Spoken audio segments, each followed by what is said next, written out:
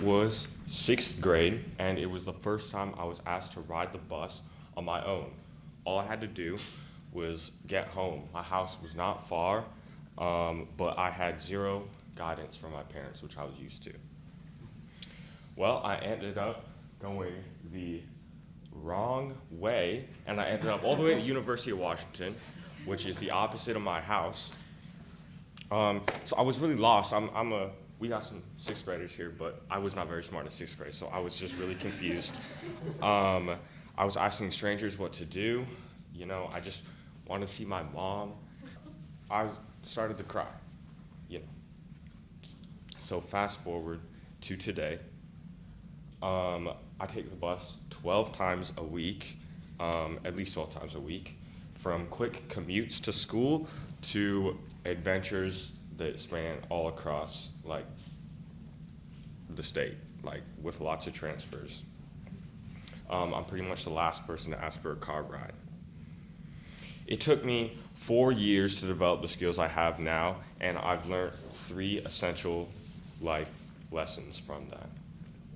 1, time management and patience and problem solving.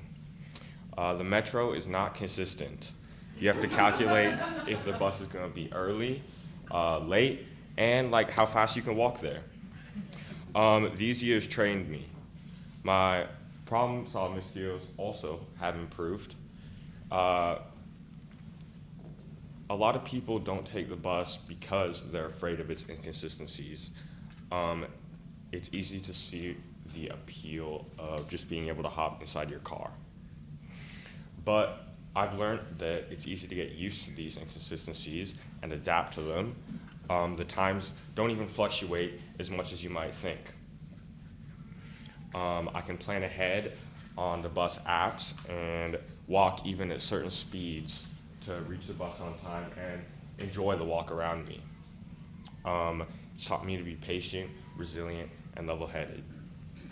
The second thing I've learned from riding the bus is that strangers are not so scary.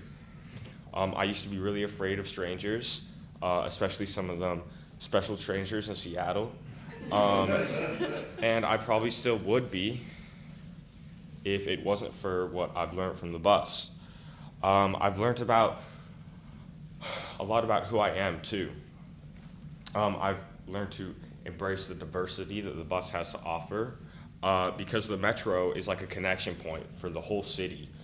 People from all walks of life take the bus, and it taught me to fit in a way that I've never fit in before. It acts as like a break from life where you can just sit down and see all these different people you've never seen before. The third thing I've learned is independence. I said before that I'm the last guy to ask for a car ride. The bus is the first taste of freedom for a lot of youth, especially in Seattle. On September 1st, 2022, minors, a law was passed that lets minors ride the bus for free, thanks to Move Ahead Washington, which is funded by the Climate Commitment Act. I think the rest of the nation should follow in Washington's steps. The bus seems mundane and small, but lessons that the bus can teach can't be learned anywhere else. Like being level-headed, outgoing, and capable are some things I've learned from the bus that I don't know where I would learn somewhere else. I'm just sharing my love for riding the bus, but you can help too. So if you're in Washington, we got some people from Washington, I'd say support Move Ahead Washington. It's easy to show your support. You can vote, so you know what to do. If you're under 18 and can't vote, simply use that free bus pass you have all the time, and they track that thing. If you're not in Washington, maybe you're just visiting, talk to a local representative in your state and tell them that the youth deserve the life lessons that the bus has to offer. It's very important that I think the whole country should have this initiative that Move Ahead Washington started.